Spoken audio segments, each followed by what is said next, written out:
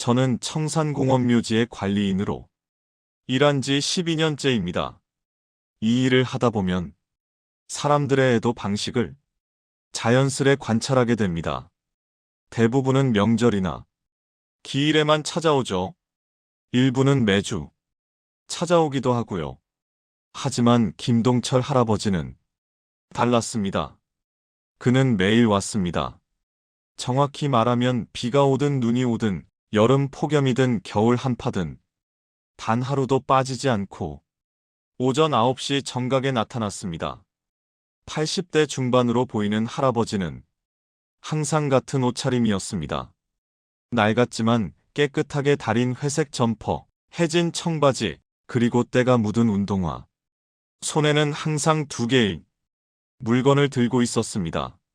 낡은 천보자기에 싼 무언가와 작은 원예용 삽. 처음 몇 달은 정말 지극정성이신 분이구나 생각했습니다. 하지만 6개월, 1년이 지나면서 이상한 점들이 눈에 들어오기 시작했습니다. 할아버지가 찾는 묘는 시구역 27번. 묘비에는 이렇게 새겨져 있었습니다. 고 김영희 1965년 출생 2018년 영면 할아버지의 아내로 추정되는 분의 묘였습니다. 그런데 이상했습니다. 할아버지는 묘 앞에서 절을 하거나 기도를 하지 않았습니다. 대신 이상한 행동을 했죠. 묘 주변의 흙을 파기 시작했습니다.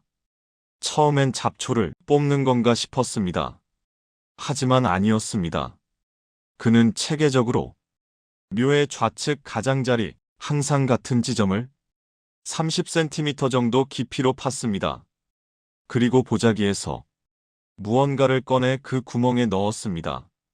다시 흙으로 덮고 주변을 정리한 뒤 아무 일도 없었다는 듯 떠났습니다. 전체 과정은 정확히 15분이었습니다. 마치 정밀하게 계산된 루틴처럼. 무얼 묻는 걸까?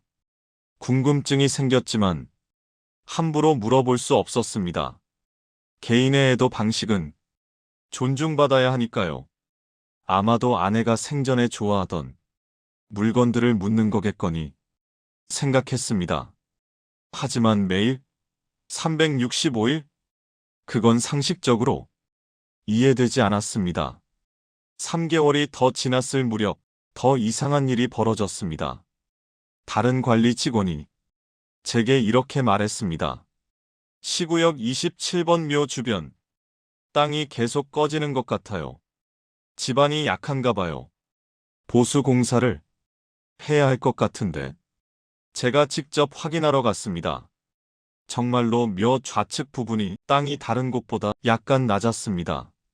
마치 지속적으로 누군가 파고 메우기를 반복해서 흙이 다져지지 않은 것처럼요. 그리고 그날 할아버지를 더 자세히 관찰했습니다. 할아버지는 여전히 그 위치를 팠습니다. 그런데 이번엔 뭔가를 묻기 전에 이미 거기 있던 무언가를 먼저 꺼내는 것처럼 보였습니다. 작은 비닐봉지 같은 게 손에 들렸다가 재빨리 보자기에 감춰졌습니다. 뭔가를 묻는 게 아니라 교환하는 건가? 더 기묘한 건 그 다음이었습니다. 할아버지가 떠난 후 제가 슬쩍 그 자리를 확인해 봤습니다. 흙을 조금 걷어내자 이상한 냄새가 났습니다. 썩은 냄새도 아니고 흙 냄새도 아닌 묘한 화학약품 냄새. 그리고 흙 속에서 작은 플라스틱 조각이 나왔습니다. 지퍼백의 모서리 같았습니다. 일주일 후 묘지를 찾은 한 방문객이 관리사무소로 찾아왔습니다. 저기요, 시구역 쪽에서 이상한 냄새가 나는데요. 확인 좀 해주세요. 냄새는 27번 묘 근처에서 나는 것 같았습니다. 희미하지만 분명 일반적인 묘지 냄새가 아니었습니다. 그날 저녁 동료와 얘기를 나눴습니다. 혹시 불법 매장 아닐까요? 요즘 애완동물 시신을 몰래 묻는 경우도 있다던데. 아니면 뭔가 숨기는 거? 마약이나 금품 같은? 생각할수록 불안했습니다. 27번 묘의 매장 기록을 확인해 봤습니다. 2018년 10월 15일 매장. 신고자 김동철. 관계 배우자. 서류상으로는 정상이었습니다. 하지만 매장 당시 담당자 메모에 이상한 내용이 있었습니다. 유족 요청으로 화장 후 봉안 대신 매장 진행, 유족이 매장 과정, 전체 참관 요청, 특이사항 관 확인 거부, 관 확인 거부. 일반적으로 매장 전에 가족들이 마지막으로 고인의 얼굴을 보는 게 관례입니다. 그런데 할아버지는 그걸 거부했다는 겁니까? 그로부터 2주 후 결정적인 사건이 일어났습니다. 새벽 5시쯤이었습니다. 묘지 CCTV를 확인하던 중 화면에 이상한 장면이 포착됐습니다. 한밤중 새벽 2시 김동철 할아버지가 나타났습니다. 평소 오전 9시가 아니라 새벽에 할아버지는 주변을 살피더니 더 깊게, 더 오래 땅을 팠습니다. 거의 1m는 판 것 같았습니다. 그리고 큰 비닐봉지를 꺼내 들여다봤습니다. CCTV 화질이 좋지 않아 내용물은 보이지 않았지만 할아버지의 표정은 선명했습니다. 그는 울고 있었습니다. 아니, 울부짖고 있었습니다. 소리 없이 무언가를 부여잡고 몸을 떨며 오열하는 모습이었습니다. 마치 살아있는 사람과 이별하는 것처럼 20분 정도 그렇게 있다가 할아버지는 다시 그것을 묻고 떠났습니다. 저는 더 이상 참을 수 없었습니다. 다음 날 아침 저는 경찰에 신고했습니다. 청산공원묘지 시구역 27번. 묘에서 의심스러운 행동이 반복되고 있습니다. 매일 같은 시간에 나타나 땅을 파고 무언가를 묻습니다. 이상한 냄새도 나고 CCTV에 새벽에 수상한 행동이 포착됐습니다. 담당 형사는 심각하게 받아들였습니다. 혹시 불법 매장이거나 증거 은닉일 가능성이 있습니다. 일단 할아버지를 조사하고 필요하면 묘를 개장해야 할 수도 있습니다. 개장. 묘를 파헤친다는 뜻이었습니다. 가슴이 무거웠습니다. 만약 제 의심이 틀렸다면 80대 노인에게 돌이킬 수 없는 상처를 주는 것일 수도 있었습니다. 하지만 만약 범죄라면 방치할 수도 없는 일이었습니다. 사흘 후 경찰이 묘지에 왔습니다. 형사 2명과 감식 반원 3명, 그리고 검사의 영장까지 준비했습니다. 오전 9시 정각. 예정대로 김동철 할아버지가 나타났습니다. 보자기와 삽을 든 채로. 김동철 씨? 형사가 다가가자 할아버지는 화들짝 놀랐습니다. 네? 네? 저희는 경찰입니다. 몇 가지 여쭤볼 게 있습니다. 매일 이곳에 오셔서 뭘 하시는 겁니까? 할아버지의 얼굴이 창백해졌습니다. 저는 그냥 아내 묘를 관리하는 관리가 아니라 매일 땅을 파고 무언가를 묻으시지 않습니까? 보자기 안에 뭐가 들어 있습니까? 형사의 날카로운 질문에 할아버지는 뒷걸음질 쳤습니다. 아닙니다. 이건 보자기를 보여주시겠습니까? 할아버지는 보자기를 품에 꼭 껴안았습니다. 마치 생명이라도 되는 것처럼. 안 됩니다. 이건 보여드릴 수 없어요. 그렇다면 저희가 강제로 확인해야 합니다. 그리고 이 묘도 개장 조사를 해야겠습니다. 개장. 할아버지의 목소리가 떨렸습니다. 안 됩니다. 절대 안 돼요. 제발 묘는 건드리지 마세요. 그 절박함에 뭔가 이상했습니다. 보통 유족이라면 고인의 안식을 방해받는 걸 싫어하겠지만 할아버지의 반응은 공포에 가까웠습니다. 형사가 신호를 보내자 감식 반원들이 삽을 들고 묘에 접근했습니다. 하지 마세요. 제발. 할아버지가 묘 앞을 가로막았습니다. 비켜주십시오. 영장이 있습니다.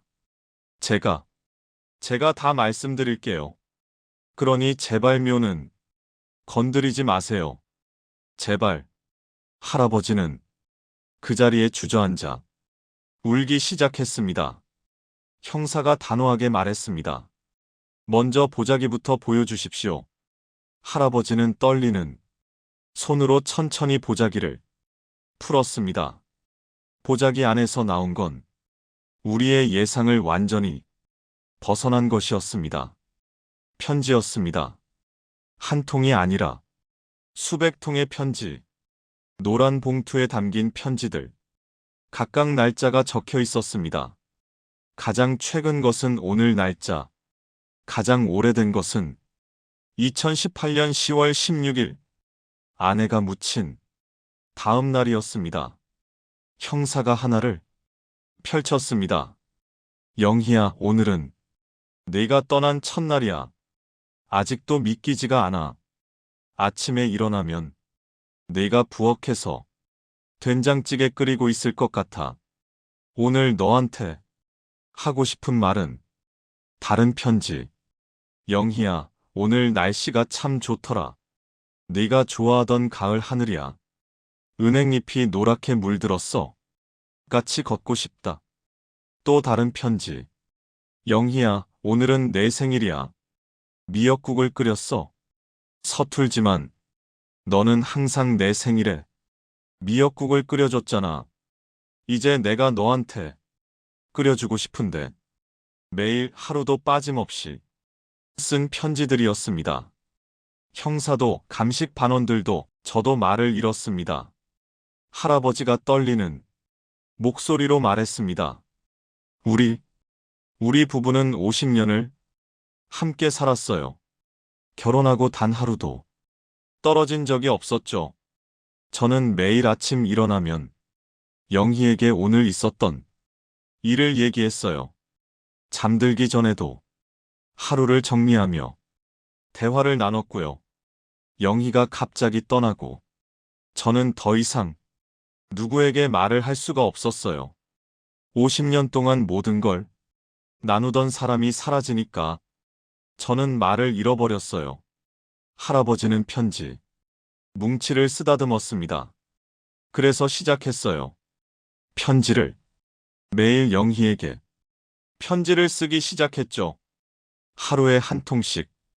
그날 있었던 일, 먹은 음식, 본 풍경, 떠오른 생각들. 살아생전 영희에게 했던 것처럼. 그런데 편지가 쌓이니까 어디 두어야 할지 모르겠더라고요. 집에 두면 너무 슬펐어요.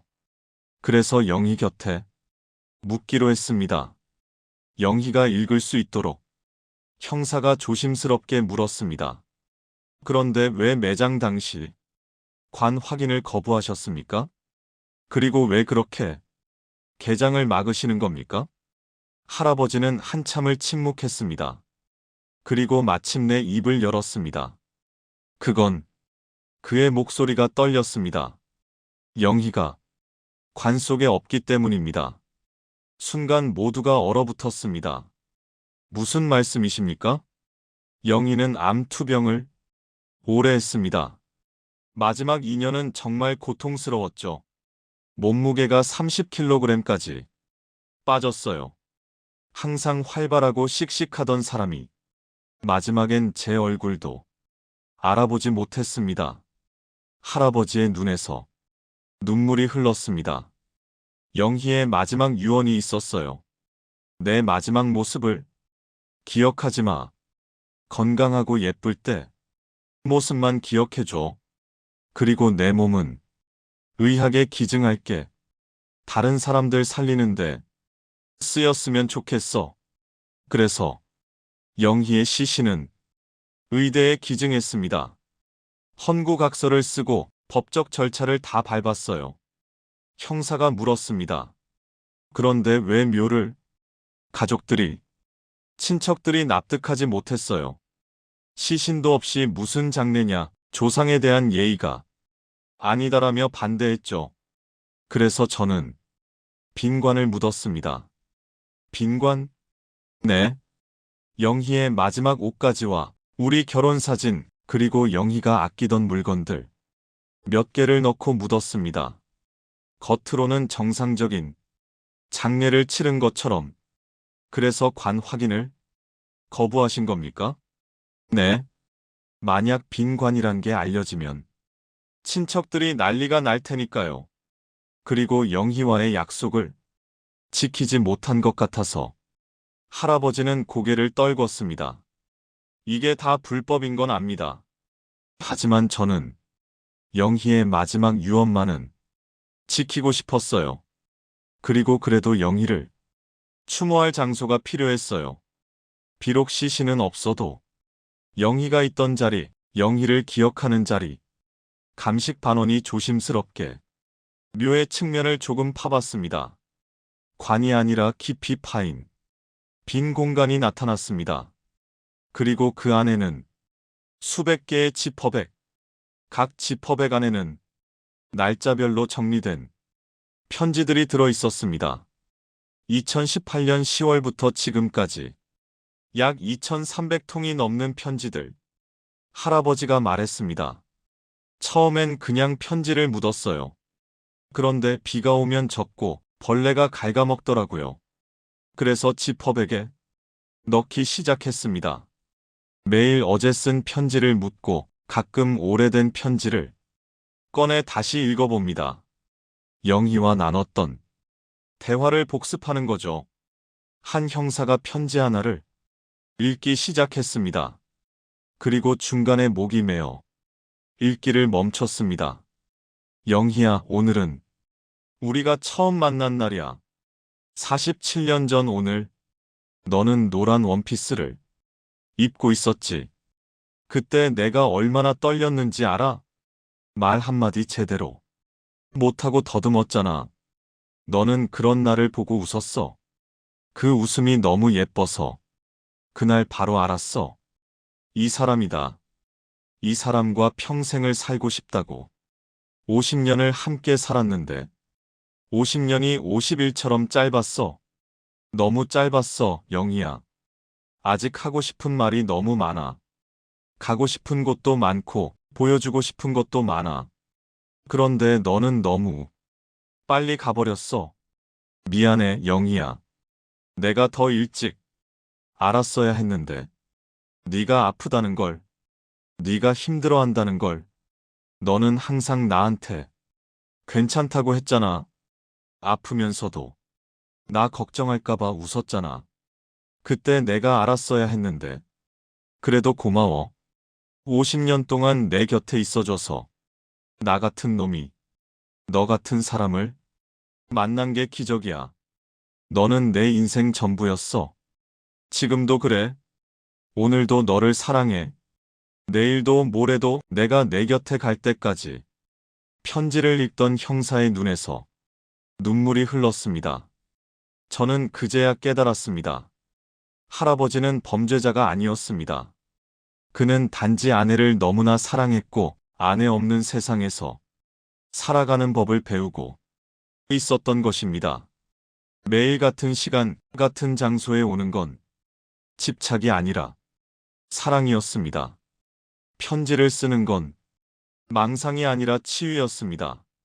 무덤이 가짜라는 건 사기가 아니라 아내에 대한 마지막 약속이었습니다. 한 형사가 할아버지에게 다가갔습니다. 할아버지, 죄송합니다. 저희가 오해했습니다. 아닙니다. 제가 이상하게 행동했으니까요. 신고를 받은 게 당연하죠. 할아버지는 눈물을 닦았습니다. 그런데 이제 어떻게 되는 겁니까? 저는 처벌을 받아야 하나요? 빈관을 묻은 것도 불법이고 묘지 관리 규정도 위반한 거잖아요. 형사들이 서로를 바라봤습니다. 한참의 침묵 후 선임 형사가 말했습니다. 할아버지, 법적으로는 문제가 있는 게 맞습니다.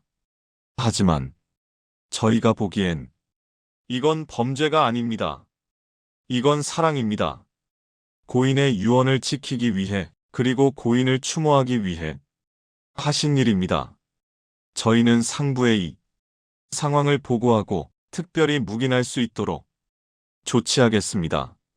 다른 형사도 말을 이었습니다. 그리고 할아버지, 부탁이 있습니다.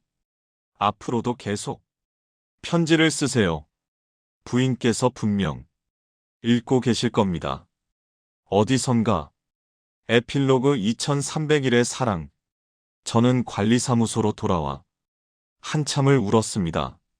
저는 의심했습니다. 판단했습니다. 심지어 경찰까지 불렀습니다. 80대 노인이 평생의 반려자를 잃고 매일 편지를 쓰며 슬픔을 견디고 있을 때 저는 그를 범죄자 취급했습니다. 그날 이후 저는 할아버지에게 사과했습니다. 괜찮습니다. 관리인 선생님은 할 일을 하신 거예요. 할아버지는 여전히 매일 옵니다. 오전 9시 정각에. 하지만 이제는 조금 달라졌습니다. 저와 마주치면 가볍게 손을 흔듭니다. 가끔은 편지 내용 중 재미있는 부분을 들려주기도 합니다. 오늘은 영희 생전에 우리가 갔던 제주도 얘기를 썼어요. 혹시 기억나세요? 30년 전에도 이 묘지가 있었나요? 아, 그때는 아직 그렇게 짧은 대화를 나누고 할아버지는 묘로 향합니다. 어느 날 할아버지가 평소보다 일찍 오셨습니다. 관리인 선생님, 이거 드릴게요. 할아버지는 작은 공책을 건넸습니다. 제가 쓴 편지들 중에서 특별한 것들을 따로 정리한 겁니다. 선생님이 읽어보셨으면 해서요. 사랑이 뭔지, 함께한다는 게 뭔지. 공책을 펼치자 첫 페이지에 이렇게 쓰여 있었습니다. 영희에게 보내는 2300일의 편지. 살아있는 사람이 죽은 사람에게 보내는 것이 아니라 사랑하는 사람이 사랑받는 사람에게 보내는 이야기. 저는 그날 밤 그 공책을 다 읽었습니다. 50년 사랑의 역사가 2300일의 편지 속에 고스란히 담겨 있었습니다. 첫 만남, 첫 데이트, 프로포즈, 결혼식, 신혼여행, 아이들의 탄생, 함께 웃었던 날들, 힘들었던 순간들, 서로를 위로했던 시간들, 그리고 마지막 이별. 공책의 마지막 페이지에는 아직 쓰지 않은 편지가 있었습니다. 날짜만 적혀 있고 내용은 비어 있었습니다. 그 날짜는 할아버지의 생일이었습니다. 3년 후 할아버지는 그날을 위한 편지를 남겨두고 있었습니다. 마지막으로 영희에게 보낼 작별 인사. 그로부터 2년이 지났습니다. 김동철 할아버지는 여전히 매일 옵니다. 비가 오든 눈이 오든 덥든 춥든 오전 9시 정각 보자기를 들고 삽을 들고 오늘도 할아버지는 사랑하는 사람에게 편지를 쓰고 그 편지를 곁에 묻습니다. 50년을 함께한 사람과 매일 대화하며 묘지 한쪽에서 저는 그 모습을 지켜봅니다. 이제는 의심하지 않습니다. 판단하지 않습니다. 다만 배웁니다. 사랑이 무엇인지, 함께한다는 것이 무엇인지, 기억한다는 것이 무엇인지, 그리고 깨닫습니다. 가장 큰 사랑은 죽음으로도 끝나지 않는다는 것을. 가장 아름다운 대화는 말이 아니라 마음으로 나누는 것이라는 것을. 가장 진짜 무덤은 땅속이 아니라 사랑하는 사람의 기억 속에 있다는 것을. 시구역 27번 묘. 그곳에는 시신이 없습니다. 하지만 그곳에는 2300일 이상이 사랑이 묻혀 있습니다. 그리고 오늘도 새로운 편지 한 통이 그곳에 묻힙니다. 사랑하는 사람을 잃는다는 건 그 사람이 사라지는 게 아니다. 이제 그 사람에 대한 모든 것을 혼자 기억해야 한다는 것이다. 김동철. 사연에 공감하셨다면 구독과 좋아요 부탁드립니다.